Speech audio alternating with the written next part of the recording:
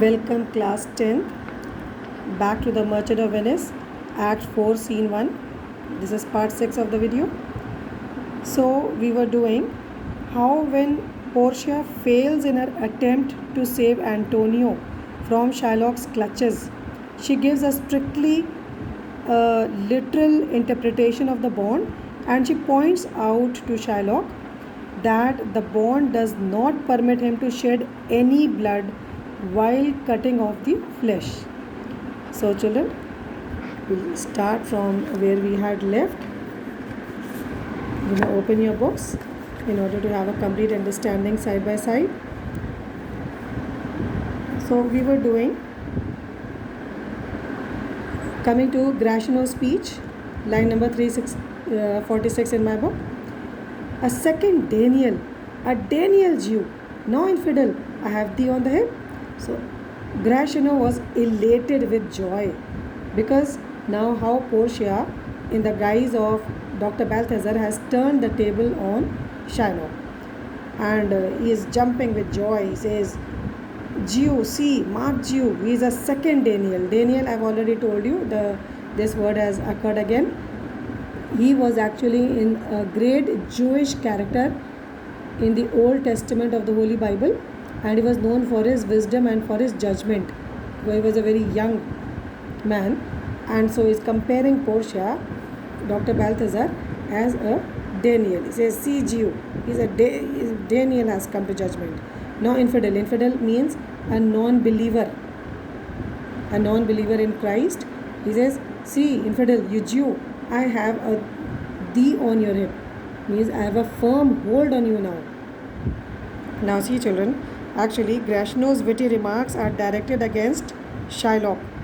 These witty remarks are very piercing, very pungent, and actually he is echoing the previous exclamations of Shylock in an ironical tone, isn't it? So the atmosphere in the trial scene otherwise would have been very morbid, very serious, very dull, tense, if Shakespeare had not included some comic touch to it. So here and there we find some comic touches here and there in this scene.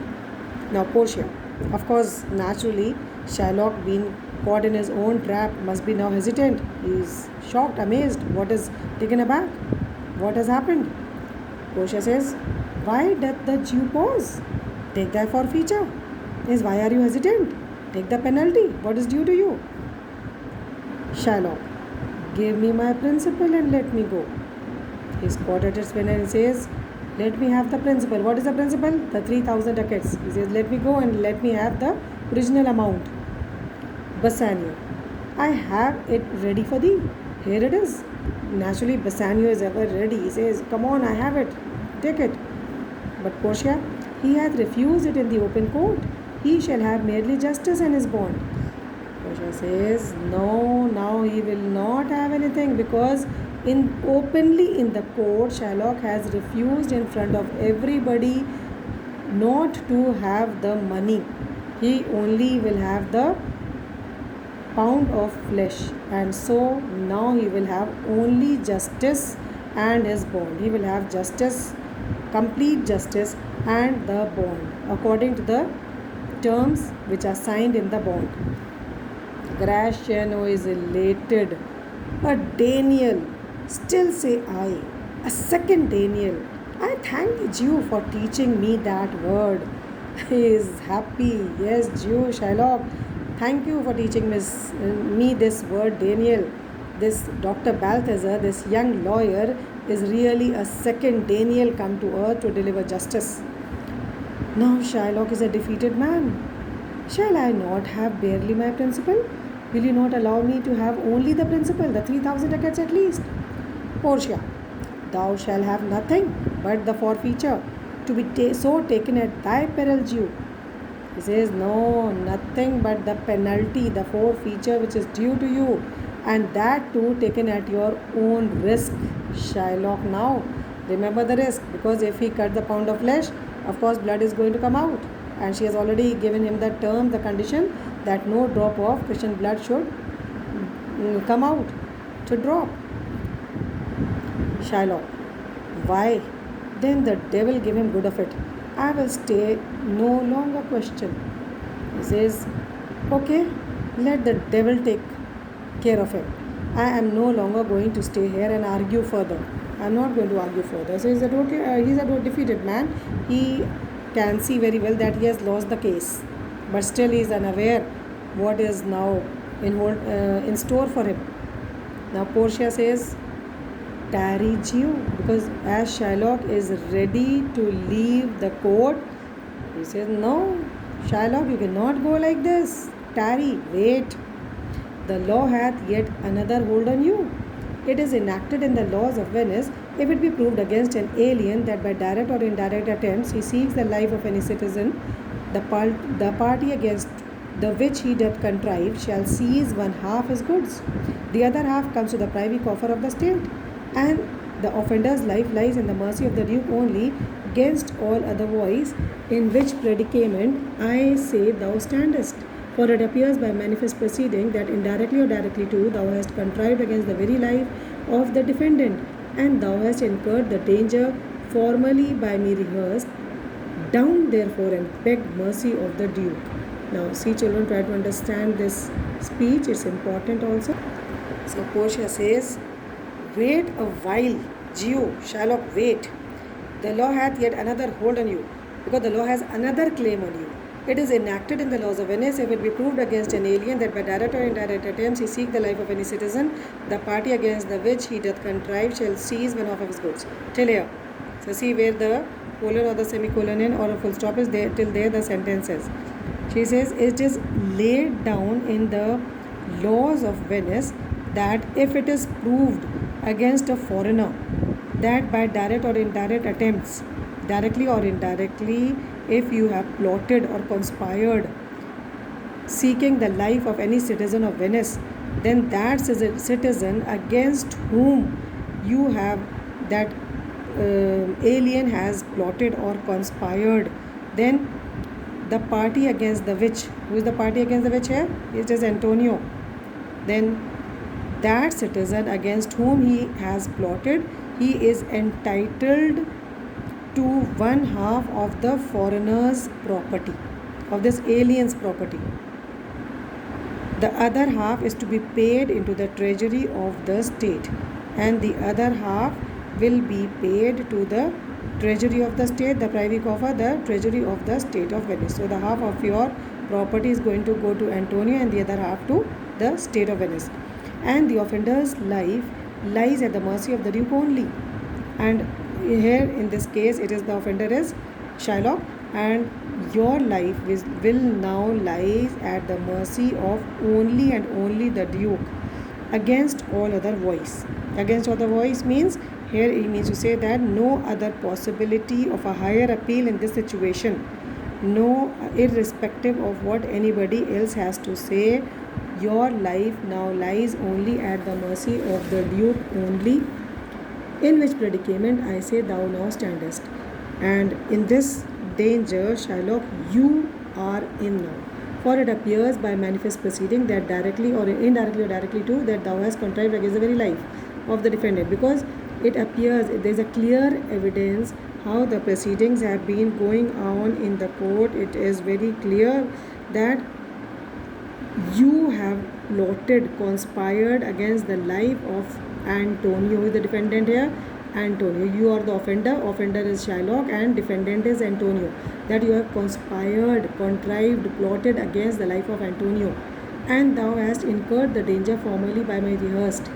And you are now standing in the danger. You have invited upon yourself this danger, this penalty, which have been already mentioned by me, of losing your life. Your property will be divided between the defendant Antonio and the state. Down therefore and beg mercy of the Duke. So Shylock, you better kneel down and beg for mercy from the Duke, because nobody else has a voice in it. Nobody can appeal for you. Gratiano is elated with joy. He is very happy, but he puts in sarcastically. He says, beg that thou mayest have leave to hang thyself, and yet thy wealth being forfeit to the state, Thou hast not left the valley of accord. Therefore, thou must be hanged at the state's charge. Try to understand the lines there. He says, come on, Shylock, what should you beg? Go down on your knees and you have begged the Duke that you will be allowed to hang yourself. Ask the Duke that he should allow you to hang yourself. Yet thy wealth being forfeit to the state. And yet, because since your wealth is now forfeited to the state of Venice, you do not have enough of money to buy the cord, buy this rope with which you can hang yourself. You are not even left with enough of money with which you can buy the rope with which you can hang yourself. So therefore you must be hanged. So even that, the expense of your hanging will be to be borne by the state. You will have to be hanged at the charge of the state. Duke says that thou shalt see the difference of our spirit. I pardon thee thy life before thou ask it.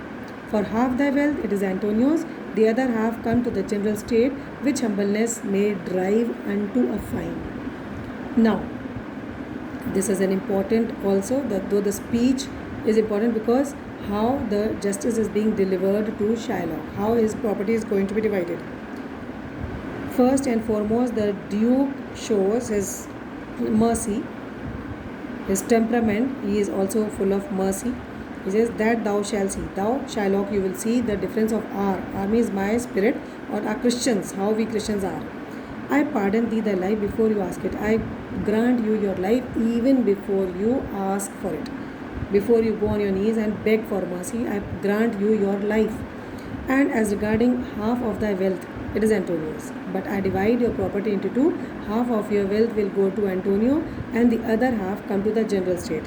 While the other half belong to the public treasury, will go to the public treasury, but which humbleness may reduce into a fine. But if you are humble enough, if you show humility, if you humbly beg, then the other half may be reduced to a fine. If you humbly beg, if you show humbleness, then it can be reduced to a fine instead of going to the public treasury. Portia, I for the state, not for Antonio. Portia, in the disguise of Dr. Balthazar, says, yes, as far as the state half is concerned, only that half will be remitted into a fine, not that half which will go to Antonio.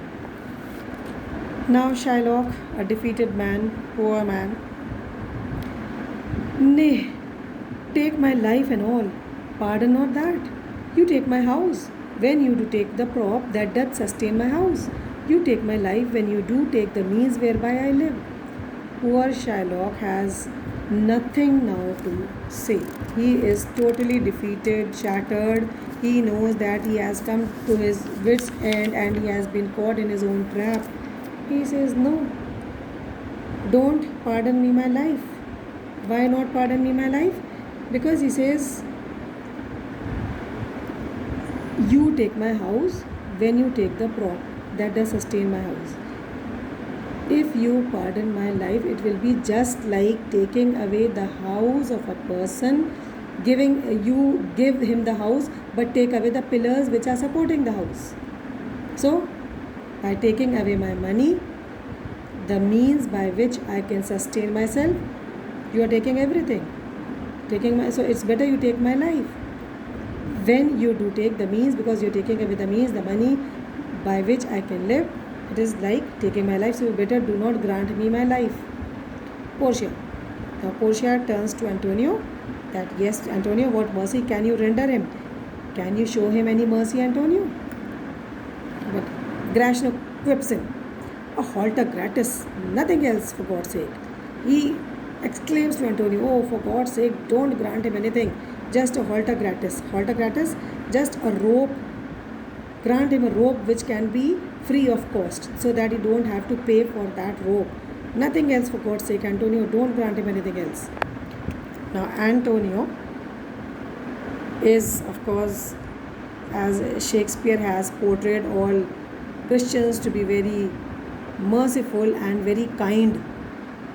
So Antonio also, just like the Duke was already granted life to Shylock, he says, of course, Antonio is relieved freed from the clutches of Shylock in spite of that, though he was just in the danger of losing his life. But it shows his kind disposition. He says, "So please, my lord, the Duke and all the court, to quit the fine for one half of his goods, I am content. So he will let me have the other half in use, render it upon this gentleman, upon his death, unto the gentleman that lately stole his daughter." Till here, he says, "If it pleases you, my lord, the Duke, and all the court, everybody present in the court, to quit the fine for one half of his good, to remit the fine of one half of his goods, his property, then I am satisfied. I am content, I am satisfied the way you have divided. So he will let me have the other half in use to render it. And so, if he will let me have the other half in trust, so that I can render it, give it after his death to this gentleman. This gentleman refers to Lorenzo. Lorenzo, his friend, who lately stole his daughter, who has eloped with Shylock's daughter Jessica. That after his death, I can hand over the property to Lorenzo and Jessica after Shylock dies. Two things provided more, but apart from that, Antonio lays two more conditions, and of course, he shows to be very liberal and very kind, and he says two things more, that for this favor he presently become a Christian, the other that he do record a gift here in the court of all he dies possessed unto his son Lorenzo and his daughter. Try to understand, children. Now, though Antonio seems to be very generous and very kind and so all giving, but there's a controversy, of course, for these lines.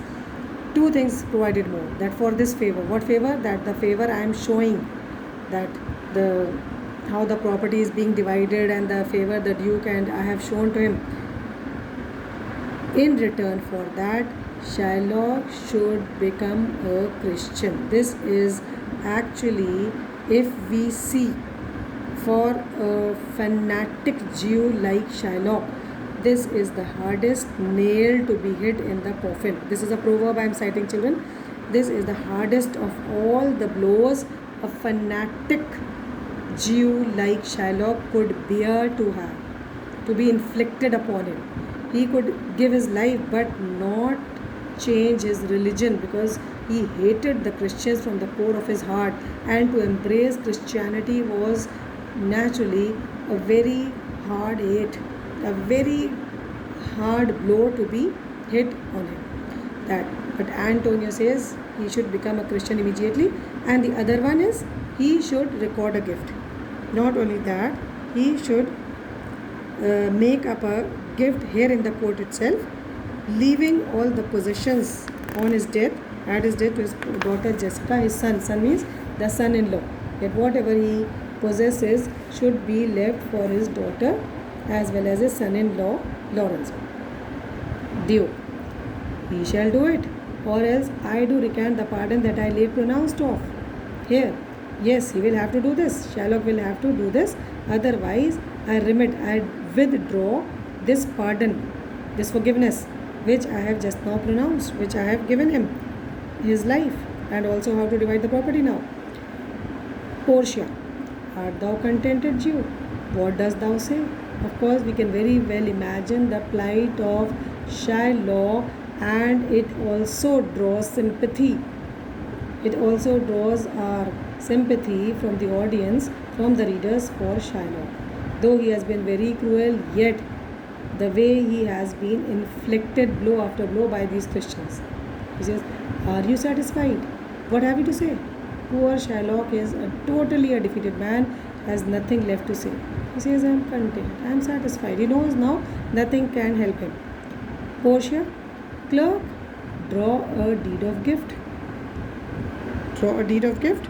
Come on, lay down the conditions, write down the conditions so that Shylock can sign it. Shylock, I pray you give me leave to go from here. Hence, I am not well. Send the deed after me, and I will sign it. Of course, poor Shylock is not able to withstand all this, and he requests the Duke that I request you give me permission to leave from here, let me go away from the court because I'm not feeling well, and you can send this deed, this paper after me, this decree law after me means to my house, there I will sign it, not just now. Duke, get the go, but do it. Okay, you may go, but you will have to sign this. Grashno, as Shylock is ready to leave, he must have turned his back. Grashno is calling out. He is elated with joy. He is calling out to Shylock. In christening, shalt thou have 2 godfathers? Had I been your judge, thou shouldst have 10 more to bring thee to the gallows, not to the font. Understand this speech? Actually, christening is a Christian ceremony to baptize and name a child and welcome him into the Christian church. And godfathers here stand for persons who are responsible to see that the child grows up to be a good Christian. And of course, here it has been used as a funny term for the members of the jury consisting of 12 people needed to pass the verdict. Now, actually, what Grashno means to say here is, try to understand, children. If Grashno were to be the judge here instead of the Duke, or how Antonio has given him justice, he says, if I were to be your judge, then Shylock, you would have, then Grashno says, he would have constituted a jury of 12 people who would sentence Shylock to death and will have him hanged on the gallows. Gallows is the place where people are hanged to death. Grashno here creates some comic effect with his sharp-witted statements. He says that when Shylock is baptized, then he will have 2 godfathers. Further, he says that instead of the baptismal font, Grashno would have reached him to the gallows. He would have seen that instead of Shylock being led to the font, he should be sent to the gallows to be hanged to death. And Shylock is defeated, shattered, leaves the court. Now Duke. Now see, Duke, everybody is very happy. The case has come to an end, and Duke addresses Portia, not knowing that she is a woman, Dr. Balthazar. Sir, I entreat you home with me to dinner. I request you that you come with me to my house and have dinner with us. Portia says, I humbly do desire your grace of pardon. I must away this night towards Padua, and it is meet I presently set forth. I humbly have to put down that I am sorry that I have no spare time. I humbly request your grace to excuse me for that. Please excuse me for that, because I must leave for Padua tonight. And it is important that I leave presently set forth. I leave immediately, at once. Duke says, oh, I am sorry that your leisure serves you not. I am really sorry that you have no spare time to accept my offer. Antonio, gratify this gentleman. Antonio, see to it that you reward this gentleman who has saved your life. For in my mind you are much bound to him, because according to me, I think you are greatly indebted to him. How are you indebted to him? Because he has saved your life, otherwise you would have died. And exit the Duke Magnificus and his train. Train are the people who have come along with him. All the noblemen and everybody leaves the court. Now see who's left. Antonio along with Bassanio and Grashno, and now Portia and Nerissa in the disguise of Dr. Balthazar and his clerk respectively. So Bassanio is all in awe of Portia, not knowing that this Dr. Balthazar is actually his wife. He is most worthy gentleman. I and my friend have by your wisdom been this day acquitted of grievous penalties, in lieu whereof 3,000 ducats due unto the Jew, we freely cope your courteous pains withal. Says, most worthy sir, my friend and I, who is the my friend here? Antonio and I have, because of your wisdom, we have been saved of grievous penalties. We have been saved from the terrible legal punishment today because of your wisdom. And so, in lieu whereof, in payment for this, in return for that, I would like to give you 3,000 ducats, which were due unto the Jew, which we owed the Jew, Shylock, from whom we had borrowed. We freely cope your courteous pain withal, and we most willingly want to pay you for your kind services, Antonio, and stand indebted over and above in love and service to you evermore. Antonio puts in that, of course, this amount is just a meager amount in return for what all you have done, and of course, over and above all this offer we are making, above that we will always be in your debt, we will always be indebted to you for your love and for your services which you have rendered today to us. Portia, he is well paid, that is well satisfied. This is a proverb I'll explain just now. And I, delivering you, am satisfied, and therein do account myself well paid. My mind was never mercenary. I pray you, know me when we meet again. I wish you well, and so I take my leave. Now, this is again some comic relief which has been provided by Shylock after this, in the speech of Portia. Now, Portia, in the disguise of Dr. Balthazar, is showing that, of course, he is well paid, that is well satisfied. She means to say that one who is well pleased with one's work is sufficiently rewarded. And so she says that she is also well pleased that she has saved them from the clutches of Shylock, and this she considers as a sufficient reward for herself. And when Bassanio insists on taking something, she says, therefore, and therein do account myself well paid. My mind was never yet more mercenary. She says, I have never been money minded. So I request you, I pray you, I request you, know me when we meet again. This is a tinge of humor. She says, I only request you that when we meet again, just recognize, know me, that you know me well. Of course, because she will be meeting him under the original form of his wife and not in the disguise of Dr. Balthazar now. Bassanio, dear sir, of force I must attempt you further. Take some remembrance of us as a tribute, not as a fee. Grant me two things. I pray you not to deny me and to pardon me. But Bassanio is all impressed and is awe of Dr. Balthazar. He pressurizes, he says, please sir, forcibly I must insist that you take something from us, at least as a tribute, as a remembrance, not as a fee. Of course, I am not giving you as a fee, but as something, as a remembrance, as a token of our love. And please grant me two things, please give me two things, give favor. I pray you, I request you that do not deny, don't refuse me what I am asking, and please pardon me for insisting so much. Portia, you press me far and therefore I will yield. She says, of course, because you are so insistent, so I will give it. Okay, then she turns to Antonio. Okay, you give me your gloves, I will wear them for your sake. Okay, and naturally Antonio is wearing some gloves, he readily gives, and she says, okay, I'll wear them for your sake of your love. And then she turns to Bassanio. Now again, the tinge of humor.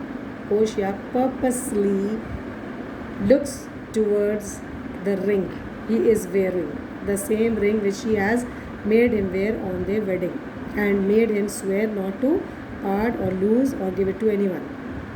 And for your love, I will take this ring from you. Naturally, when she says, I will take this ring from you, we can very well imagine the reaction of Bassanio. He at once must have drawn back his hand, because of course he cannot give the ring which is so dear to him. She says, oh, don't draw back your hand. I will take no more, and you in love shall not deny me this. She is showing, okay, it's just a paltry thing. Oh, I won't ask for anything more. and because of your love which you are showing to me, you are, of course, you are not going to refuse to give me this ring. Now poor Bassanio doesn't know what to say. He says, this ring, good sir, alas, it is a trifle. I will not shame myself to give you this. Oh, this ring. Come on, sir, it's a worthless thing without any value. And I should not be ashamed by giving you such a worthless thing. But Portia said, I will have nothing else but only this. And now methinks I have a mind to it. Yes, oh, don't think I want to have anything else. Just this worthless thing I'll have. And I think now I have a liking to it. I like this ring. I will have nothing else but only this ring. Bassanio. This more depend on this than on the value. The dearest ring in Venice will I give you, and find it out by proclamation. Poor Bassanio has to tell her, he says, come on, Dr. Balthazar, it is not the value of the ring. It is not because of the value of the ring, the expense of the ring I am talking about. There is much more importance which this ring has for me. Because then he says, the dearest ring in Venice. Please don't ask for this ring. The costliest, dearest here means the most expensive, the most expensive gift or the costliest ring I will give you from Venice, which I am going to find out by proclaiming publicly. I will find out the costliest and the best ring for you in Venice. Only this one, I pray you pardon me. I request you to excuse me only for this ring. Please don't ask. I will give you any other ring in Venice. Portia, I see. Sir, you are liberal in offers. You taught me first to beg, and now methinks you teach me how a beggar should be answered. Portia says, oh, come on, sir. Portia enacts as if she is being offended. He says, oh, come on. First, you are liberal in offers. You are generous in making the offers and teaching me how to beg. And now I think you are encouraging me. You are now showing how reduce me to beggary and showing me how a beggar should be refused. Now poor Bassanio is feeling so bad. Good sir, this ring was given to me by my wife, and when she put it on, she made me vow that I should neither sell nor give or nor lose it. So now poor Bassanio relents and he tells her the truth. Actually, sir, my wife made me wear this ring, and when she made me wear this ring on my finger, she made me swear that I am not going to sell this ring, neither should I give it to anybody, nor should I lose it. Now Portia shows as if she is taken aback or she is angry, and she says, oh, come on. That excuse serves many men to save their gifts. And if your wife be not a mad woman and know how well I deserve the ring, she would not hold out enemy forever. For giving it to me, well, peace be with you. He says,